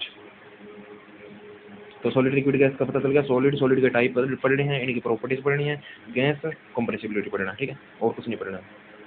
अब आ जाते हैं चेंज इन स्टेट। अब ये आपस में स्टेट चेंज कैसे करते हैं, सॉलिड से लिक्विड, लिक्विड से गैस, गैस से सॉलिड, कैसे बदलते हैं ये, तो इन्हीं को क्या कहते हैं चेंज इन स्टेट। अगला टॉपिक हमारे पास है, अगला टॉपिक हमारे पास क्या है चेंज इन स्टेट। स्टेट में चेंज कैसे होता है, तो स्टेट में चेंज होता है एट डेफिनेट टेम्परेचर पे अगर स्टेट में चेंज हो, या फिर दो प्रकार से हो सकता है, या तो चेंज को डेफिनेट टेम्परेचर पे कर लो, किस पे कर लो, डेफिनेट टेम्परेचर पे कर लो, या फिर स्टेट को कैसे चेंज कर लो, टेम्परेचर चेंज करके कर लो। किसको, मतलब इनडेफिनेट टेम्परेचर पे कर लो, मतलब टेम्परेचर चेंज करके। दो ही टाइप से हो सकता है ना, आप ये टेम्परेचर चेंज करके स्टेट में चेंज कर लो, या फिर इनडेफिनेट मतलब टेम्परेचर को डेफिनेट करके स्टेट में चेंज कर लो। दो ही प्रकार से चेंज हो सकता है, ठीक है ना। तो सबसे पहले अगर सॉलिड है हमारे पास, इससे क्या बदल दिया हमने, लिक्विड बदल दिया। क्या बदल दिया, लिक्विड हीट करके, हीट करेंगे ना, और इसको हीट करके हमने क्या बदल दिया, गैस बदल दिया। इसको हीट करके क्या बदल दिया, गैस। इसको कूल करके, इसको अगर हम कूल कर दे तो लिक्विड बदल जाएगा, और इस लिक्विड को कूल कर देंगे तो हम क्या बदल जाएगा, सॉलिड बदल जाएगा, सॉलिड में आ जाएगा ना। तो ये याद रखना हमारे पास। तो स्टेट में चेंज हो गया बस। तो during the change in the state the temperature of the substance doesn't change but internal potential energy of the molecule change, ठीक है। तो जो पोटेंशियल एनर्जी है, जो हमारे पास पोटेंशियल एनर्जी है, पोटेंशियल एनर्जी, पोटेंशियल एनर्जी जो है वो क्या होती है, चेंज होती है, लेकिन काइनेटिक एनर्जी सेम रहती है। पोटेंशियल एनर्जी चेंज होती है और काइनेटिक एनर्जी क्या रहती है, सेम रहती है, ठीक है ना। During the change in the state of the temperature doesn't change but internal energy of the molecule change but kinetic energy same रहती है, ठीक है। और एक स्टेट से दूसरे स्टेट पर, ये अगला जो स्लाइड है इसमें थोड़ी सी इंपॉर्टेंट बात है। एक स्टेट से दूसरे स्टेट में चेंज करने के लिए एटमॉस्फेरिक प्रेशर पर, एटीएम पर जो हीट दी जाएगी, उसी हीट को क्या कहते हैं, लेटेंट हीट कहते हैं, छुपी हुई सुना। एटमॉस्फेरिक प्रेशर पे जो हीट दी जाएगी एक स्टेट से दूसरी स्टेट में चेंज करने के लिए, उसी स्टेट, उसी जो हीट को क्या कहते हैं, लेटेंट हीट कहते हैं, ठीक है ना। तो ये याद रखना एक चीज। अच्छा, अगला है स्टेट में चेंज कर दिया तो इसमें मेल्टिंग पॉइंट याद रखो, बॉइलिंग पॉइंट, और एक होता है फ्रीजिंग पॉइंट। ये तीन क्या होता है, ये तीन और देख लो, फिर उसके बाद ये जो स्टेट्स ऑफ मैटर, मैटर वगैरह पार्ट अपना कंप्लीट हो जाएगा। फिर एलिमेंट, वो जो एलिमेंट और कंपाउंड रह जाएगा, ठीक है ना। फिर ये चैप्टर कंप्लीट हो जाएगा। तो चलिए, चेंज इन स्टेट और लेटेंट हीट ये आपने पढ़ लिया है। तो अब मेल्टिंग पॉइंट की बात करते हैं। तो मेल्टिंग पॉइंट क्या होता है, the temperature at which solid melts to liquid at atmospheric pressure. Atmospheric pressure पर, किस पर, एटमॉस्फेरिक प्रेशर पर क्या होना, सॉलिड से लिक्विड बदलना, सॉलिड से क्या बदलना, लिक्विड बदलना ही मेल्टिंग पॉइंट कहलाएगा, ठीक है। बॉइलिंग पॉइंट क्या होगा, बॉइलिंग पॉइंट पे होगा लिक्विड से जब बॉयल स्टार्ट हो जाए एटमॉस्फेरिक प्रेशर पर, लिक्विड जब बॉयल स्टार्ट हो जाए तो उसी, और एटमॉस्फेरिक प्रेशर पर, तो उसी को क्या कहते हैं, बॉइलिंग पॉइंट कहते हैं, ठीक है।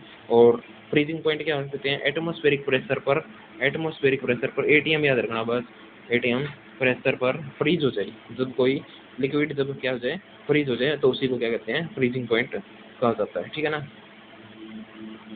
तो एक और चीज़ है जो आपको क्वेश्चन बार बार पूछा जा सकता है, वो वहाँ से, boiling point of water increases in presence of impurities. अगर इम्प्योरिटीज, अगर वाटर में जितनी होगी, इम्प्योरिटीज जितनी होगी, इम्प्योरिटीज अगर बढ़ा देंगे हम, तो उस वाटर का बॉइलिंग पॉइंट भी बढ़ जाएगा। एक तो ये बात याद रखना, ये नोट पॉइंट है। अब यहाँ से नोट पॉइंट वाली बात बता रहा हूँ। तो boiling point of water increases in the presence of impurities, और boiling point increases on increasing pressure, और प्रेशर अगर बढ़ा देंगे तो भी बॉइलिंग पॉइंट हमारा क्या हो जाएगा, इंक्रीज हो जाएगा प्रेशर। और ये चीज़, दो चीज़ याद रखना, ठीक है ना। यहाँ से अभी तक का मेन, सबसे मेन यही है। और इसीलिए जो है, जो फूड है वो क्या होता है, प्रेशर कुकर में ज़्यादा बनता है, मतलब जल्दी बनता है। प्रेशर कुकर में क्या बनता है, जल्दी बनता है, ठीक है ना। ये बात आप याद रखना। और एक और चीज़, ये तो होगी बॉइलिंग पॉइंट से रिलेटेड। अब आगे मेल्टिंग पॉइंट से रिलेटेड क्या कन्फ्यूज़न है, मेल्टिंग पॉइंट से रिलेटेड ये कन्फ्यूज़न है, जो मेल्टिंग पॉइंट है वो प्रेशर के एक बार तो इन्वर्सली काम करता है और एक बार डायरेक्टली काम करता है, ठीक है। प्रेशर के तो कॉन्ट्रैक्ट, अगर कॉन्ट्रैक्ट हो ना, कॉन्ट्रैक्ट मतलब सिकुड़ना, और एक्सपेंड जब खुला हो, तो एक्सपेंड होना तो मेल्टिंग पॉइंट डायरेक्टली होता है, और जब कॉन्ट्रैक्ट हो तो मेल्टिंग पॉइंट क्या होता है, इनवर्सली प्रोपोर्शनल होता है किसके, प्रेशर के, ठीक है ना। ये बात भी आप याद रखना, ठीक है। अब प्योर सब्सटेंस होते हैं, प्योर सब्सटेंस में क्या होता है, इसकी फिक्स्ड कंपोजिशन होती है, ठीक है ना। ये सिंपली हम अलग अलग नहीं कर सकते, this can not be separated by physical method.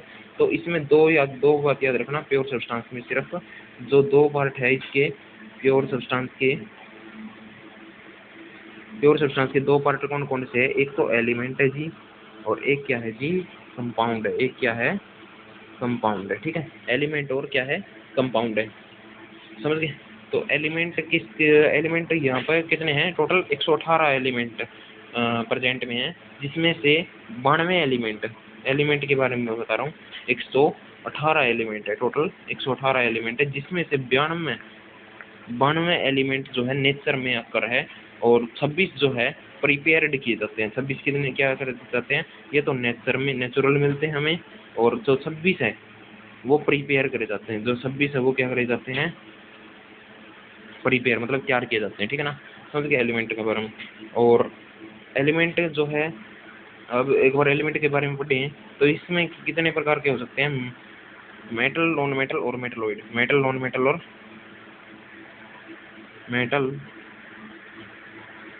Non metal और मेटलॉइड, ठीक है। मेटल, नॉन मेटल और मेटलॉइड। तो एलिमेंट जिसके पास लॉस, जो इलेक्ट्रॉन को लॉस कर दे वो मेटल होगा, ठीक है ना।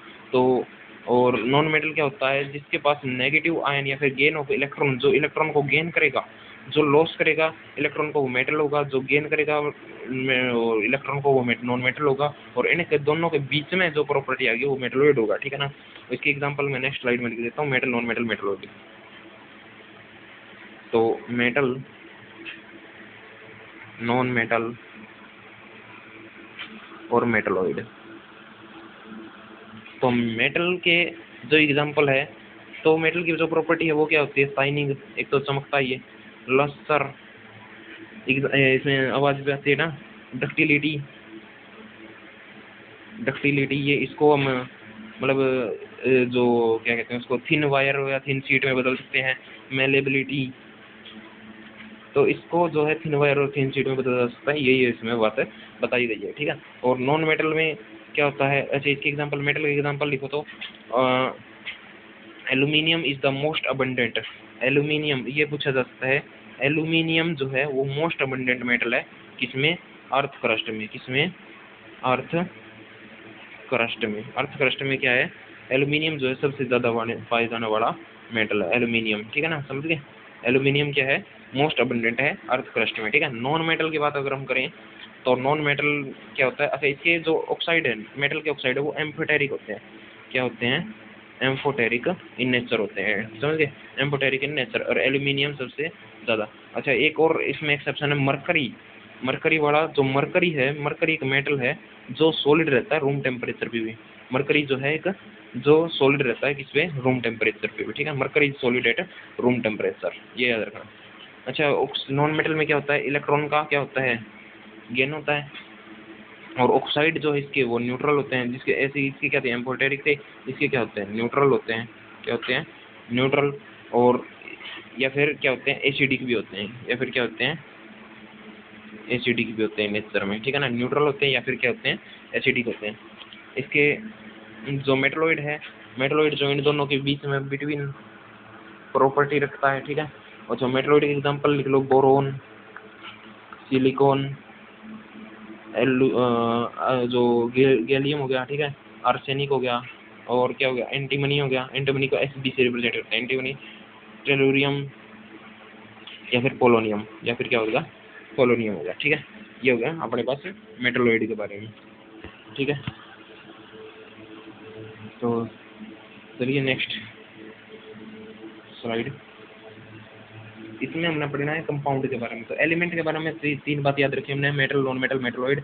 मेटल में क्या था, जो शाइनिंग होता है, लस्टर होता है, ऐसी कुछ पढ़ा था, ठीक है। मरकरी जो है वो मतलब रूम टेम्परेचर पे भी एग्जिस्ट करता है, मतलब लिक्विड होता है रूम टेम्परेचर पे, ये कह सकते हैं। और नॉन मेटल क्या होता है, नॉन मेटल ये है मतलब जो नेगेटिव जो आयन है उनको गेन करता है, और ऑक्साइड जो है इसके न्यूट्रल होते हैं।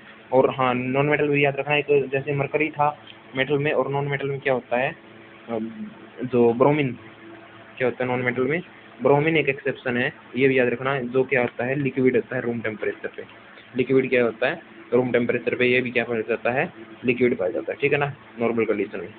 आगे समझे, चलिए इसके बाद हम बात करेंगे कंपाउंड के बारे में। इसके बाद किसी बात करेंगे कंपाउंड, जो कि अपना लास्ट टॉपिक है, फिर ये चैप्टर भी हमारा कंप्लीट हो जाएगा, ठीक है। टोटल मैं 5 से 6 चैप्टर करवाने की कोशिश करूँगा, क्योंकि 11 चैप्टर तो इतनी देर में तो नहीं होंगे, लेकिन 5 से 6 चैप्टर में आराम से करवा दूँगा, ठीक है, जिससे कुछ ना कुछ तो इफेक्ट होएगा नंबर में, कुछ ना कुछ जरूर होगा। तो कंपाउंड में क्या होता है, कंपाउंड जैसे जो एलिमेंट था वो क्या थे, एक खुली अवस्था में मिलते हैं, जो नेचुरल भी मिलते हैं और आर्टिफिशियल भी आते हैं, ठीक है ना, 118 एलिमेंट हमने बताए थे।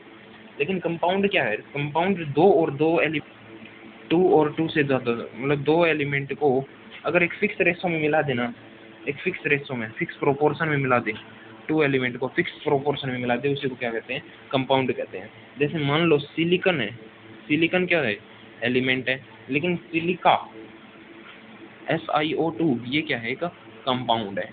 तो समझ गए एलिमेंट और कंपाउंड में डिफरेंस। एलिमेंट तो एक खुली अवस्था में मिलता है, लेकिन इसमें 2 या 2 से ज़्यादा एलिमेंट अगर मिला देते हैं एज फिक्स प्रोपोर्शन में, तो वो क्या बन जाता है कंपाउंड बन जाता है, ठीक है ना। और compound can not be separated component by physical method, इसको आसानी से बिल्कुल भी सेपरेट नहीं कर सकते, ठीक है ना। और कंपाउंड जो है एक होमोजीनियस है, कंपाउंड क्या है एक होमोजीनियस सब्सटेंस है, फिक्स्ड प्रोपोर्शन है, बस इतना याद रखना है कंपाउंड के बारे में। नेक्स्ट है मिक्सचर।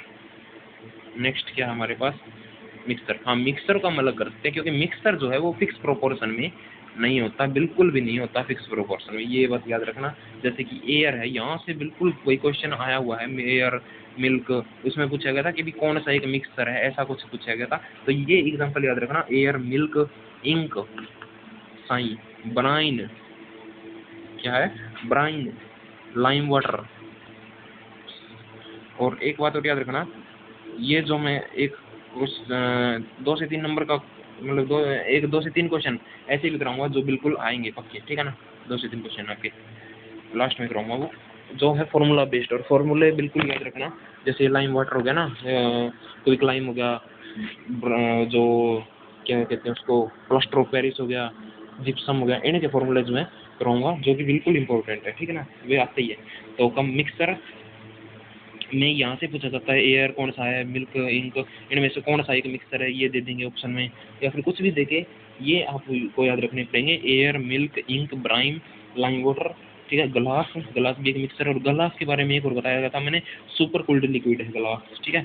पेंट, पेंट भी एक क्या है मिक्सर है। और क्या है सोयल, सोयल भी क्या है मिक्सर है। वुड, वुड भी क्या है मिक्सर है। फूड, फूड भी क्या है मिक्सर है, वुड फूड, ठीक है। और कैरोसिन, कैरोसिन भी क्या है, कैरोसिन मिट्टी का तेल कहते हैं जिसको, कैरोसिन भी क्या है मिक्सर है, ठीक है ना। तो ये मिक्सर के बारे में आप याद रख सकते हैं, समझे। चलिए नेक्स्ट है मिक्सर में 2 प्रकार के मिक्सर हो गए, एक तो होमोजीनियस हो गया, एक तो क्या होगा होमोजीनियस हो गया, और एक क्या होगा हमारे पास हेट्रोजीनियस हो गया। एक क्या होगा हमारे पास हेट्रोजीनियस, होमोजीनियस और हेट्रोजीनियस। होमोजीनियस में क्या होता है, होमोजीनियस नाम से पता चल रहा है, होमो मतलब जीनियस, मतलब जो बिल्कुल जो प्रोपोर्शन में अच्छा हो, जिसमें हमें फेज का पता ना लगता हो, विजिबल बाउंड्रीज का पता ना लगता हो। जैसे मान लो एक मिक्सर में मान लो वाटर है हमारे पास, इसमें शुगर को डाल दूं मैं, शुगर को, और ये शुगर इसमें घुल गई, तो हमें ये होमोजीनियस फेज मिलेगा। इसमें हम ये नहीं बता सकते कि शुगर कहाँ पे और वाटर कहाँ पे, ठीक है ना। तो होमोजीनियस में याद रखो शुगर होगी, sugar in solution, sugar in water का सॉल्यूशन जो है शुगर सॉल्यूशन कह सकते हैं, शुगर का जो सॉल्यूशन है, ठीक है। और क्या कह सकते हैं होमोजीनियस मिक्सर में एलोय, क्या कह सकते हैं एलोय, एलोय भी मिक्सर होमोजीनियस मिक्सर है एलोय, ठीक है ना। यहाँ से भी क्वेश्चन बन सकता है solution of salt, solution of salt, salt का जो सॉल्यूशन है वो भी हो सकता है अल्कोहल और वाटर, अच्छा दारू और पानी जो है मतलब अल्कोहल एंड वाटर, इसमें हम नहीं बता सकते कि वाटर कहाँ गया अल्कोहल कहाँ गई है, सारा बॉडी के अंदर गया, ठीक है। तो हेट्रोजीनियस मिक्सर, हेट्रोजीनियस मिक्सर में क्या होगा इसमें मिक्सचर तो ठीक है, मिक्सचर है ही, ये भी मिक्सचर है, ये भी मिक्सचर, लेकिन विजिबल बाउंड्रीज इसमें विजिबल नजर आता है हमें, ठीक है ना। इसमें याद रखो अपने पास ऑयल और वाटर का, देखो ऑयल और वाटर अगर मिलाओगे तो हमने दोनों की बाउंड्री नजर आएगी या नहीं आएगी, आएगी जी। अच्छा gun powder, gun powder, soil, heterogeneous mixture है।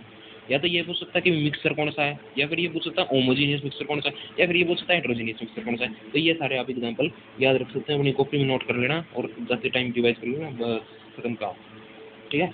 Solution of K2Cr2O7, K2Cr2O7 in water, अगर इसको वाटर में मिलाएंगे तो भी समझ लो, ठीक है। और CaCO3, CaCO3 ये भी वाटर में, अगर इनको हम मिलाएंगे तो इनकी विजिबल बाउंड्री जो में नजर आएगी, तो इसी को क्या कहते हैं, हेट्रोजीनियस मिक्सचर कहा जाता है। तो ये हमारा मिक्सचर का भी काम खत्म हुआ। तो मिक्सचर को हम क्या कहते हैं, सेपरेट कर सकते हैं, मिक्सचर को बिल्कुल सेपरेट कर सकते हैं। अच्छा किस किस पार्ट से सेपरेट कर सकते हैं अभी हम पढ़ेंगे, इसमें सेपरेशन मेथड कौन कौन से सेपरेशन के मेथड है, ठीक है।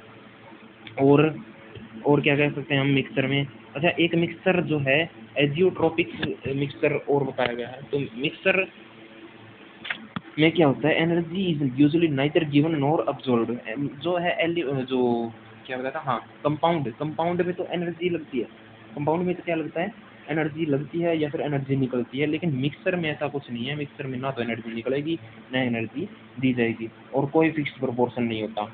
और क्या है, एनी प्रोपोर्शन बाय वेट, कोई भी प्रोपोर्शन हो सकता है, समझिए। और इसमें एक मिक्सचर है, इसमें कोई डेफिनेट मेल्टिंग पॉइंट नहीं होता, क्या नहीं होता, एक कोई भी not definite melting point, not definite melting point या फिर नॉट डेफिनेट बॉइलिंग पॉइंट कोई भी नहीं होता। लेकिन एजियोट्रोपिक मिक्सचर की याद रखना, एजियोट्रोपिक मिक्सचर जो है, एजियोट्रोपिक मिक्सचर इसमें मेल्टिंग पॉइंट और जो बॉइलिंग पॉइंट है वो क्या होता है, फिक्स होता है, ये आप याद रखना एजियोट्रोपिक मिक्सचर, ठीक है। अब हम कुछ वे बात कर लेते हैं, जो मेथड है वो से भी क्वेश्चन पूछा जा सकता है, ठीक है ना। उसके बाद जो हमारा ये चैप्टर कंप्लीट हो जाएगा।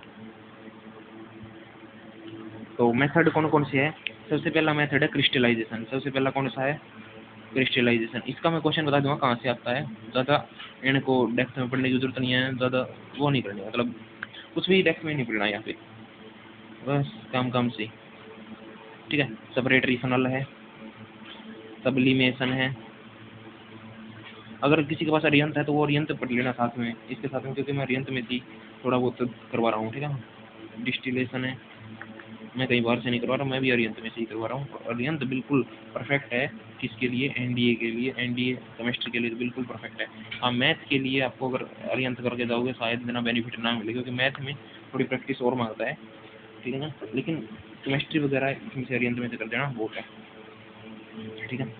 फ्रैक्शनल डिस्टिलेशन हो गया, इवेपोरेशन हो गया, इवेपोरेशन, ठीक है। एक बार इसी स्लाइड पे यही पढ़ेंगे, फिर आगे जो स्लाइड आएगी उसमें थोड़े से और टाइप पढ़ लेंगे, ठीक है। तो सबसे पहले स्लाइड में क्रिस्टलाइजेशन। क्रिस्टलाइजेशन क्या होता है, the method is used to separate a mixture of two immiscible liquid. दो एमिसिबल लिक्विड मतलब दोनों एग्नोसिल जो मिक्स ना हो उनको जो अगर सेपरेट करते हैं, दो एमिसिबल लिक्विड होंगे, मैं इस फिगर से तो मान लो एक लिक्विड ये है और एक ये, थोड़ा सा फिगर बड़ा बना के, एक लिक्विड ये है, तो इनके बीच में अगर ये दोनों घुले ना, मान लो ऑयल ऊपर है वाटर नीचे है, तो इनको क्या कहते हैं, क्रिस्टलाइजेशन कहा जाता है, ठीक है ना। ऑयल और वाटर हो गया, ठीक है, oil and water, oil water का मिक्सचर हो गया, ये क्रिस्टलाइजेशन। सेपरेटरी फनल क्या होता है, सेपरेटरी फनल में आपने पता होगा एक फनल लगा दी जाती है, ठीक है, और इसमें एक टूंटी लगा दी जाती है, मतलब टैप लगा दी जाती है, और ऐसे मान लो एक टैप लगा दी, और इसमें मान लो ये ऊपर ऑयल है नीचे वाटर है, तो पहले वाटर निकल जाएगा और फिर ऑयल जैसे ही आएगा वैसे ही टैप बंद कर दी, तो दोनों के दोनों सेपरेट हो जाएंगे, ठीक है। सब्लिमेशन क्या है, sublimation directly solid to gas, direct, हाँ बिल्कुल आ सकता है सब्लिमेशन से क्वेश्चन, बिल्कुल बन सकता है सॉलिड टू गैस वाला, सॉलिड टू गैस, सॉलिड से डायरेक्ट अगर हम गैस में बदलते तो वो क्या होता है, सब्लिमेशन एक ये प्रोसेस होती है, ठीक है। तो इसके जो एग्जांपल मैं नेक्स्ट स्लाइड में बिल्कुल पढ़ाऊंगा, इसको दोबारा से बिल्कुल सब्लिमेशन को नेक्स्ट स्लाइड में पढ़ाऊंगा। लेकिन डिस्टिलेशन, डिस्टिलेशन क्या होता है, This method is used for purification of liquid which boils without decomposition and contain non-volatile pure substance can be obtained by distillation mixture of ether benzene। तो distillation इतना खास नहीं है, बस इसके एग्जांपल याद रखना कि भाई ईथर और टोलिन, बेंजीन और एनिलीन। मैं इनके एग्जांपल वैसे नेक्स्ट स्लाइड में बिल्कुल लिखूंगा, ठीक है, जो कि काम के, बस और कुछ नहीं पढ़ना है इसमें से, ठीक है। इनके बस एग्जांपल याद रखो, क्रोमेटोग्राफी और एल्गोलिसिस, इनके मैं नेक्स्ट स्लाइड में एग्जांपल लिखवा देता हूँ जो कि एग्जांपल से आता है क्वेश्चन, क्योंकि हमें वो करना है जो एग्जाम में आएगा। हमें अगर डेस्क में पढ़ने लगी तो फिर एक ही चैप्टर कंप्लीट होगा, लेकिन हमें चैप्टर करने हैं 5 से 7 चैप्टर आराम से करने हैं, जो जिसमें से कुछ आना ही होना है, ठीक है। तो क्रिस्टलाइजेशन से एग्जांपल लिख लो पहले। क्रिस्टलाइजेशन,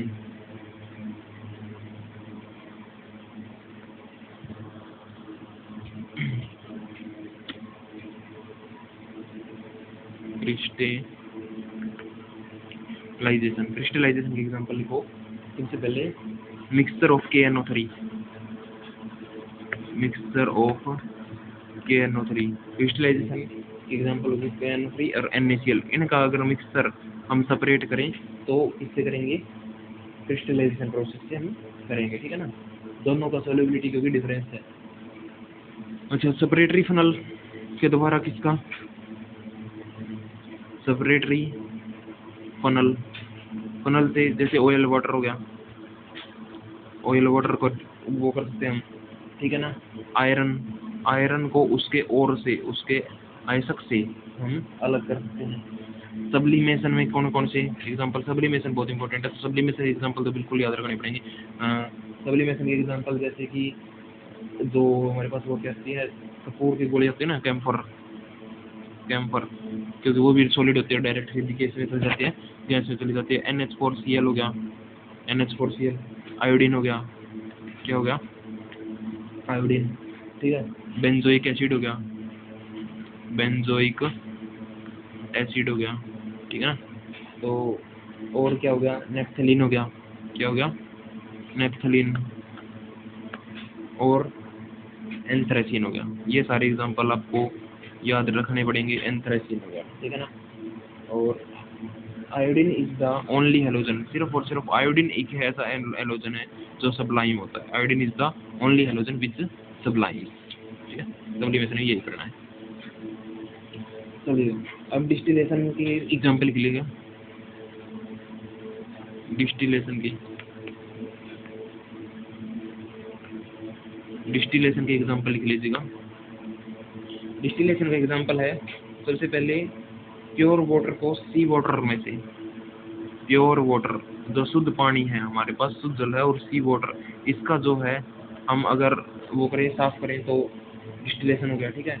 ईथर और टोलिन हो गया, ईथर और टोलिन, इसको अगर हम अलग करें, ठीक है। बेंजीन और एनिलीन हो गया, क्या हो गया, बेंजीन और एनिलीन। तो ये भी याद रखना यहाँ से, ये हाँ, ये दोनों एग्जांपल थोड़े से अलग है और इम्पोर्टेंट भी है। ईथर और टोलिन और बेंजीन और एनिलीन ये डिस्टिलेशन से अलग किए जाएंगे, ठीक है ना। और फ्रैक्शनल डिस्टिलेशन, डिस्टिलेशन तो क्या है, ये फ्रैक्शनल डिस्टिलेशन क्या चीज़ है, फ्रैक्शनल डिस्टिलेशन क्या चीज़ है, तो दो मिसिबल लिक्विड, ये भी मिसिबल में है, ये भी दो मिसिबल में है, बट मिसिबल लिक्विड में जिसका क्या है, जो पॉइंट है, जो बॉइलिंग पॉइंट है, जिसका 10 से 15 केल्विन, 10 से 15 केल्विन जिसका बॉइलिंग पॉइंट होता है ना, उसमें ये काम करता है। तो इसके एग्जांपल लिख लो, पेट्रोल, डीजल और केरोसिन, पेट्रोल, डीजल और केरोसिन, समझ गए। उसके बाद आपको याद रखना है, उसके बाद आपको मैं बता देता हूँ, distillation under reduced pressure, distillation under reduced pressure. Distillation under reduced pressure में क्या बोला है, डिस्टिलेशन अंडर रिड्यूस्ड प्रेशर में क्या है, इसके एग्जांपल आप याद रखना, glycerol, only and only glycerol को याद रखना, ओनली एंड अलोन ग्लाइसरॉल को याद रखना। ये जो है इस प्रोसेस से यूज किया जाता है, ठीक है ना। और शुगर इंडस्ट्री में भी याद रखना है, शुगर इंडस्ट्री में भी यूज होता है इसका, शुगर इंडस्ट्री में भी इसका क्या होता है, यूज होता है, ठीक है ना। चलिएगा, इसको वैक्यूम डिस्टिलेशन भी कहा जाता है। डिस्टिलेशन अंडर रेडियस प्रेशर को क्या जाता है, वैक्यूम डिस्टिलेशन भी कहा जाता है। अगले स्टीम डिस्टिलेशन, अगला जो प्रोसेस है वो क्या है, स्टीम डिस्टिलेशन प्रोसेस है। ये 10-12 प्रोसेस है, एग्जाम्पल याद रखो, बस खत्म काम, इसके बारे में और ज़्यादा नहीं पढ़ेगा, ठीक है। स्टीम डिस्टिलेशन में क्या हो जाता है, स्टीम डिस्टिलेशन में हो जाएगा ओ नाइट्रोफिनॉल। और ये भी इतने वो नहीं है कि भी सोचो कि भाई अगर एक आधा याद ना रहा तो पेपर में छूटेगा, ऐसा कुछ नहीं है, कभी कुछ ले सकता है, तो इसलिए मैं करवा रहा हूँ ओ नाइट्रोफिनॉल और पी नाइट्रोफिनॉल। बस इसके एग्जांपल याद रखो तो बहुत बेटर रहेगा आपके लिए, क्योंकि एग्जांपल से क्वेश्चन पूछे जाते हैं, ठीक है ना। और एनिलीन भी, समझ गए, इसमें एनिलीन भी आ जाएगा, इसमें क्या आ जाएगा, एनिलीन भी आ जाएगा। अच्छा, एनिलीन एक और में आया था, वो डिस्टिलेशन में आया था, स्टीम डिस्टिलेशन से भी हो सकता है, डिस्टिलेशन प्रोसेस डायरेक्ट भी हो सकता है, समझ गए। चलिएगा, इवेपोरेशन आपको पता है, साल्ट वगैरह की इसका तो लिखाने की जरूरत नहीं है। क्रोमेटोग्राफी, अब अगली प्रोसेस जो हमारे पास है, क्रोमेटोग्राफी। क्रोमेटोग्राफी क्रोमेटोग्राफी एक अगली प्रोसेस है। उसमें देखो आप क्या होगा क्रोमेटोग्राफी में, क्रोमेटोग्राफी से कौन कौन सी आप कर सकते हो, ठीक है। तो इसमें भी ओ नाइट्रोफिनॉल और पी नाइट्रोफिनॉल लिख लो, ओ नाइट्रोफिनॉल और पी नाइट्रोफिनॉल कर लो, ठीक है। डाइज वगैरह कर लो, डाइज जो रेड डाई होगी, मतलब डाई करने की होती है ना, ब्लू डाई, ठीक है। और पिगमेंट, प्लांट पिगमेंट क्रोमेटोग्राफी से ही किए जाते हैं, प्लांट पिगमेंट। यहाँ से बिल्कुल बिल्कुल क्रोमेटोग्राफी से मुझे लगता है कि क्वेश्चन बन जाए, प्लांट पिगमेंट, इनसे इनको जो है क्रोमेटोग्राफी के द्वारा अलग अलग किया जाता है, ठीक है ना। एटमोलिसिस, हाँ बिल्कुल, एटमोलिसिस से भी बनता है। तो अभी जो मैं बता रहा हूँ ना, ये 3 प्रोसेस लास्ट की, ये तो बिल्कुल कर लेना। यहाँ से क्वेश्चन पहले भी पूछे गए हैं और आगे भी पूछे जाने के बहुत चांस है। एटमोलिसिस, अगला क्या है, एटमोलिसिस है, ठीक है। तो एटमोलिसिस में क्या हो जाएगा, UF6 235 UF6 और या फिर 238 UF6 ये जो है दोनों इस मेथड से किए जाते हैं, ठीक है। अगला प्रोसेस है डायलिसिस। तो एटमोलिसिस भी याद रखना, एटम तो याद रखना, एटॉमिक टाइप है ये। तो डायलिसिस, सॉरी, एटमोलिसिस से हो जाएगा। और डायलिसिस में क्या होगा, डायलिसिस में होता है कोलोइडल पार्टिकल को सेपरेट करना, ठीक है ना। जो कि क्या हो जाएगा, जैसे कि मैं कह सकता हूँ फेरिक हाइड्रोक्साइड। डायलिसिस में क्या हो जाएगा, डायलिसिस ये शरीर में होता है, बॉडी का भी तो किया जाता है, फेरिक हाइड्रोक्साइड है, ठीक है। तो फेरिक हाइड्रोक्साइड वगैरह भी हो गया, ठीक है ना। और एनिमल मेम्ब्रेन, ठीक है, परसमेंट, ये सारी चीज़ें डायलिसिस से किए जाते हैं। तो अपने 2 चैप्टर आप कंप्लीट कर सकते हैं, ठीक है। और इन 2 चैप्टर से बिल्कुल पूछे जा सकते हैं क्वेश्चन। पहले चैप्टर से मैंने बता दिया था, मिक्स वो जो फिजिकल चेंज केमिकल चेंज के एग्जाम्पल याद रख लेना ज़्यादा से ज़्यादा, और कुछ याद रखने की जरूरत नहीं है, फिजिकल चेंज और केमिकल चेंज के एग्जाम्पल याद रख लेना, ठीक है ना। तो मैंने उसके बारे में कंप्लीट बता दिया था, फिजिकल चेंज केमिकल चेंज। और इसमें जो है एलिमेंट कंपाउंड में आपको क्या क्या याद रखना है, इनके सारा एग्जाम्पल याद रखने हैं। सेपरेशन और मिक्सचर किससे कौन सा सेपरेट होता है ये याद रखना है। एलिमेंट कंपाउंड में भी याद रखना है कि भी ये कौन सा मिक्सचर है, होमोजीनियस हेट्रोजीनियस वगैरह ये याद रखने हैं, ठीक है। और आपको क्या याद रखना है, बॉइलिंग पॉइंट, मेल्टिंग पॉइंट वगैरह याद रखना है, सॉलिड याद रखना है, ठीक है। जो मैंने बताया है काम का बताया, ज़्यादा याद भी नहीं रखना। हाँ, ये याद रखना, ये जरूर याद रखना कि भी कौन सा मिक्सचर है, कौन सा मिक्सचर नहीं है, कौन सा नेचर में मिला जाता है, एलिमेंट कौन कौन से है, ठीक है ना। ये आप सारे याद रखना, ठीक है।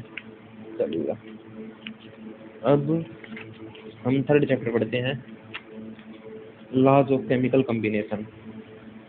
थर्ड चैप्टर हमारा लॉज ऑफ केमिकल कॉम्बिनेशन। तो इस वीडियो में 3 चैप्टर करेंगे, बस एक और वीडियो डालूंगा उसमें भी 3-4 चैप्टर कराऊंगा, ठीक है ना, जो कि इम्पोर्टेंट है बहुत ज़्यादा, जहाँ मैं फॉर्मूलेज वगैरह करवाऊंगा, ठीक है। जो भी करवाना होगा फॉर्मूलाज करवा दूँगा मैं, ठीक है। चलिएगा, नेक्स्ट हमारा चैप्टर है लॉज ऑफ केमिकल कॉम्बिनेशन। यहाँ से भी क्वेश्चन पूछा जाता है।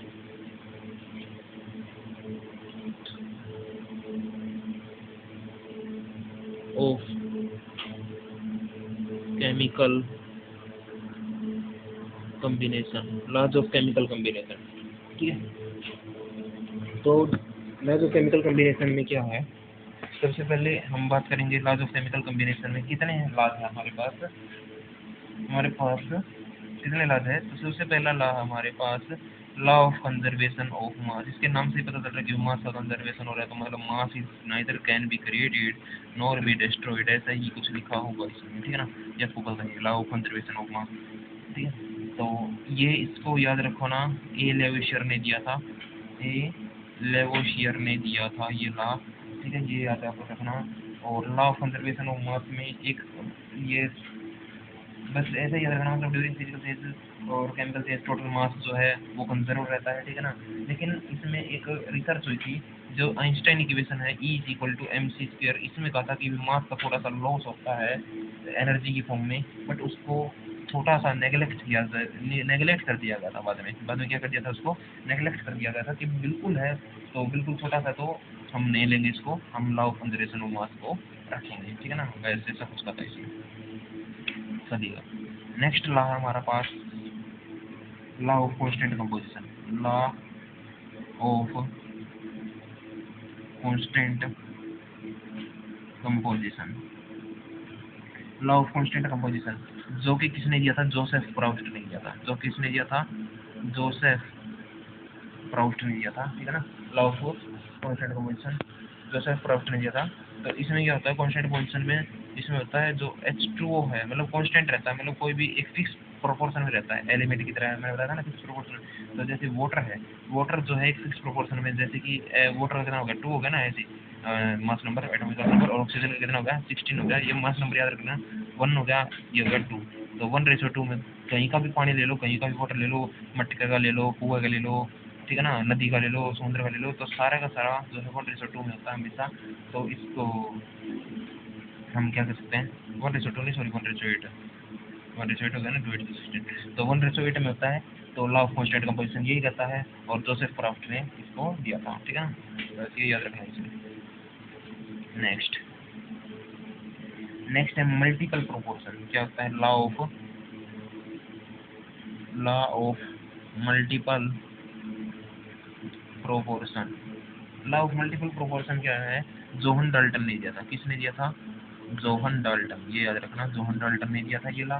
और इसमें क्या है, इसमें कहा है कि भी जो है NH3, मान लीजिए एग्जांपल मैं बता रहा हूँ आपको, NH3 है और एक लगा लो N2H4, इसमें कहा था कि भी जो रेशो है वो इंटीजर की फॉर्म में होता है, रेशो किसकी फॉर्म में होता है, इंटीजर की फॉर्म में आपका रेशो मिलेगा, ठीक है ना। लॉ ऑफ मल्टीपल प्रोपोर्शन में ये कहा था, जैसे NH3 है, NH3 को अगर हम रेशो की फॉर्म में तोड़े अगर इसको, तो क्या बनेगा, ये बताओ, ये क्या बनेगा, मतलब इसमें जो है फिक्स प्रोपोर्शन है, बस बात यही कर रखी है। NH3 14 ग्राम ऑफ जो है 14 ग्राम हो गया ना नाइट्रोजन का 7, हाँ, तो 14 ग्राम को 3 ग्राम चाहिए, तो एक फिक्स प्रोपोर्शन में चाहिए। लेकिन इसमें क्या है 14 ग्राम को क्या चाहिए, 14 ग्राम N2H4 में 14 ग्राम को 2 चाहिए, क्योंकि एक नाइट्रोजन को 2 हाइड्रोजन चाहिए, क्योंकि N2H4 है तो एक नाइट्रोजन को 2 हाइड्रोजन, 2 नाइट्रोजन को 4 हाइड्रोजन, तो 14 को क्या चाहिए, 14 ग्राम को 2 चाहिए, ठीक है ना। ऐसा कुछ कर रखा है, तो फिक्स्ड रहता है, fixed mass of nitrogen required hydrogen, तो 3:2 में, इसमें 3:2 में, क्योंकि 14 ये दोनों सेम होगा, तो ये क्या होगा 3:2 में हो गया, ठीक है ना। तो यही क्या होता है मल्टीपल प्रोपोर्शन का एग्जाम्पल है। तो बस मल्टीपल प्रोपोर्शन में एक बार याद रखना कि भी NH3 है, N2H4 है, तो ये 14:3 है, तो ये 14:2 होगा, और 3:2 अगर ऐसे लेंगे तो ऐसे ले लिया 3:2, ठीक है। अब अगला है रेसिप्रोकल प्रोपोर्शन, अगला है लॉ ऑफ, जो रिसर ने दिया था ना, law of reciprocal proportion, law of reciprocal proportion, law of reciprocal proportion Richter ने दिया था, किसने दिया था, रिसर ने। इनके मतलब ये सन वगैरह याद रखना, बस ऐसा ही रखना। और इसमें जो है ऐसा है, उसमें तो मतलब एक कंपाउंड था, इसमें 2 हो जाएंगे, CO2 हो गया, SO2 हो गया, ठीक है ना, CO2 हो गया और SO2 हो गया, और इससे अगर हम रिएक्ट करें तो CH2 बनेगा, क्या बनेगा, एक CH2 बनेगा, ठीक है ना। तो इसमें क्या है Thus last state when two different element combine separately with the same of third element. दो एलिमेंट है, ये भी दो एलिमेंट हो गए कार्बन और सल्फर, ये एक फिक्स एलिमेंट ऑक्सीजन से रिएक्ट कर रहे हैं, किससे कर रहे हैं, ऑक्सीजन से रिएक्ट कर रहे हैं, तो आपस में अगर जब ये रिएक्ट करें तो एक फिक्स प्रोपोर्शन में होते हैं, तो ये कार्बन है ये भी ऑक्सीजन से रिएक्ट कर रहा है, ये जो सल्फर है ये भी ऑक्सीजन से रिएक्ट कर रहा है, लेकिन अगर इन दोनों को रिएक्ट करें तो भी एक किस में रिएक्ट करेंगे, फिक्स प्रोपोर्शन में रिएक्ट ये करेंगे। तो कार्बन का कितना हो गया 12 हो गया, सल्फर का 16 होता है ना, 16 दो नहीं 32, 16 नहीं हो गया 32, तो 3:8 में 3:8 में ये होगा, ये 3:8 में हो गया ना, ठीक है। एक मिनट, सल्फर का कितना होता है, ऑक्सीजन का 16 होगा ना, सॉरी सल्फर का तो 16 होता है, 16 32 दूनी 64 होगा ना, सॉरी 64 होगा क्योंकि ये तो ऑक्सीजन का लिया हमने, सल्फर ये देखिए था बारे में, तो सल्फर का कितना होता है 64, तो 64 होता है तो 3:16 हो गया ना, 3:16 अगर इसकी CH2 की बात करें तो, ठीक है ना। और अगर इसकी बात करें तो कितना हो जाएगा कार्बन ऑक्साइड का कितना हो जाएगा 12:32, इसका 12:32 हो जाएगा क्योंकि 8 16 16 2 32, ठीक है जी। तो ये कितना हो जाएगा 12:32 अगर निकाले तो 3:8 हो जाएगा, कितना हो जाएगा 3:8 हो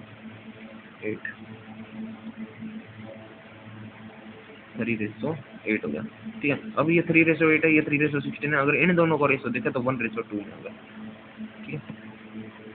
तो इसमें कुछ नहीं है, दो कंपाउंड ऐसे मिलेंगे फिर इन दोनों को जोड़ा मिलेगा CH2, तो ऐसा मिल जाए तो लॉ ऑफ रेसिप्रोकल प्रोपोर्शन है। अगर दो कंपाउंड डायरेक्ट होगा ये इतने रेशो में, ये दो इतने रेशो में, अगर इसमें देखो इसमें मैंने बताया था ये दो कंपाउंड अगर ऐसा मिल जाए, दो ही कंपाउंड हो और तीसरा कंपाउंड ना बना रहे हो, ऐसा ही मिल जाए तो है मल्टीपल प्रोपोर्शन। और अगर दो कंपाउंड मिलके एक तीसरा कंपाउंड बना रहे हो अगर इन दोनों को जोड़ के तो है रेसिप्रोकल प्रोपोर्शन, ठीक है। वो मल्टीपल है, ये रेसिप्रोकल है, ये रिचर ने दिया था, वो जॉन डाल्टन ने दिया था, ये याद रखना बस, दोनों में डिफरेंस। नेक्स्ट बात करते हैं, नेक्स्ट है गेल-लेसाक लॉ। कौन सा लॉ है, गेल-लेसाक लॉ है, वॉल्यूम पे डिपेंड है, किस पे डिपेंड है, वॉल्यूम पे, ठीक है ना, ये तो पता ही आपको वॉल्यूम पे है, ठीक है ना। गेल-लेसाक ने दिया था, ठीक है ना। जो वॉल्यूम है वो क्या है, एक वॉल्यूम है the relation between the volume of reactant and product under chemical reaction, ठीक है ना। तो जैसे H2 है प्लस Cl2 है, वो क्या बनाता है 2HCl बनाता है।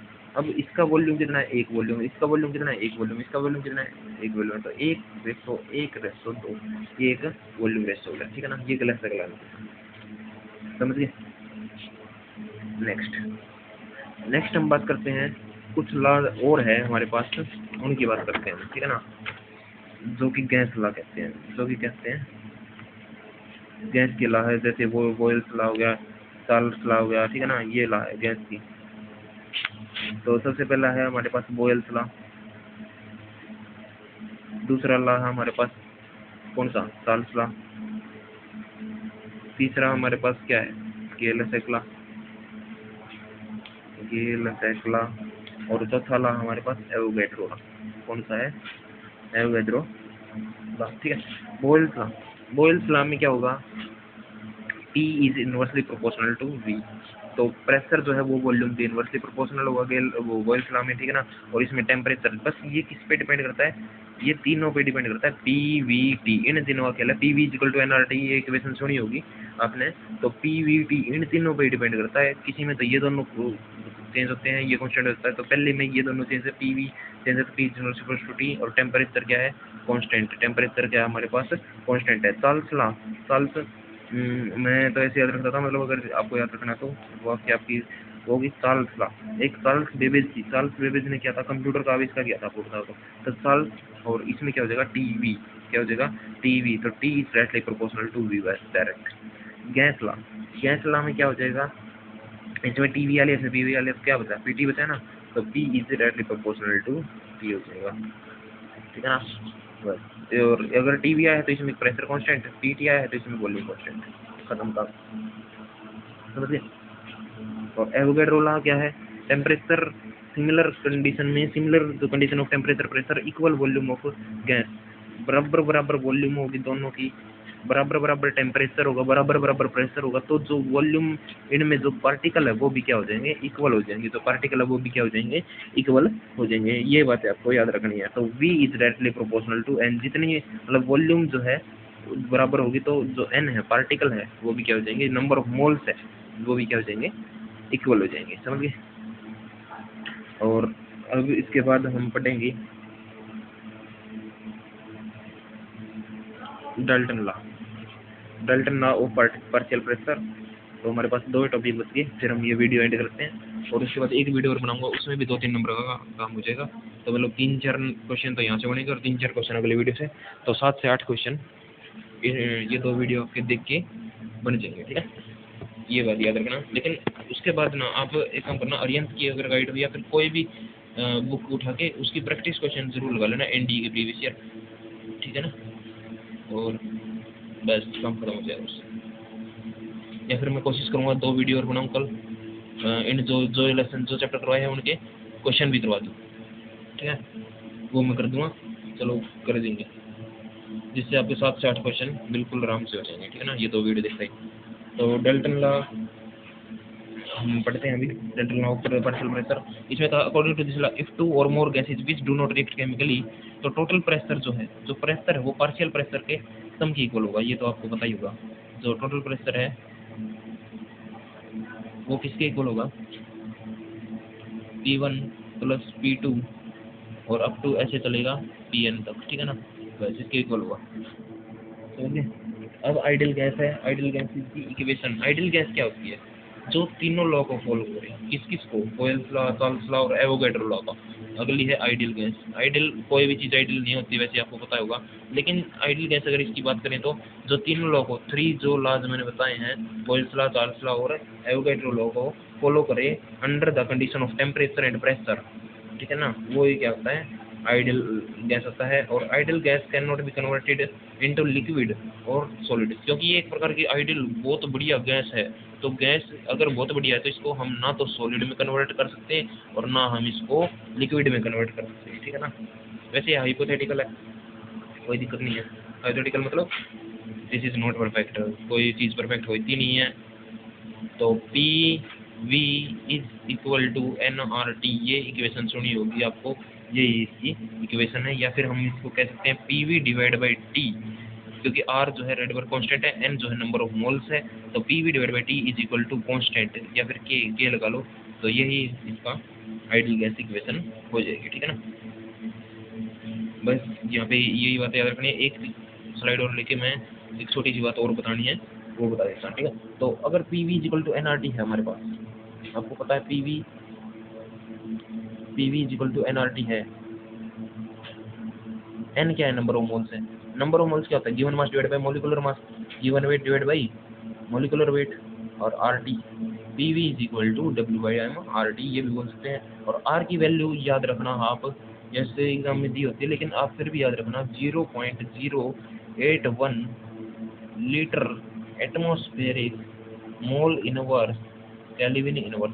और ये जो है ना, ये भी याद रखना, ये जो यूनिट है फिजिक्स वगैरह में पूछी जाती है, ये भी आपको याद रखना इसकी, ठीक है ना।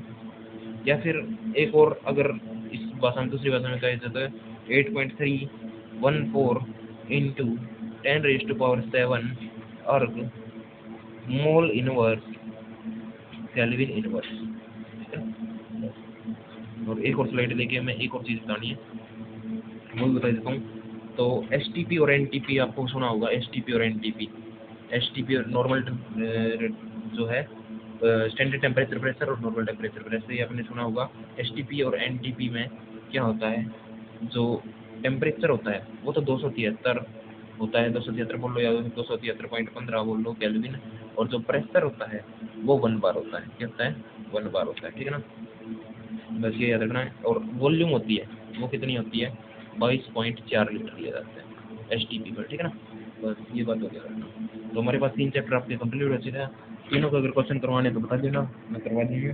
तीनों क्वेश्चन कल करवाऊंगा, लेकिन आप आज ये 3 चैप्टर रिवाइज कर लेना। फिर 3 चैप्टर और करवाऊंगा मैं, ठीक है ना। 3 से 4 चैप्टर और करवा दूँगा, उनके क्वेश्चन भी मैं करवा दूँगा। उनके क्वेश्चन मैं परसों करवा दूँगा शायद। आज कितनी तारीख है, 31 होगी शायद, 1 2, हाँ ठीक है, परसों हो जाएंगे। अब 3 को पेपर रहेगा, ठीक है। चलो 7 से 8 क्वेश्चन का तो करेंगे जुगाड़ हम। Thank you all.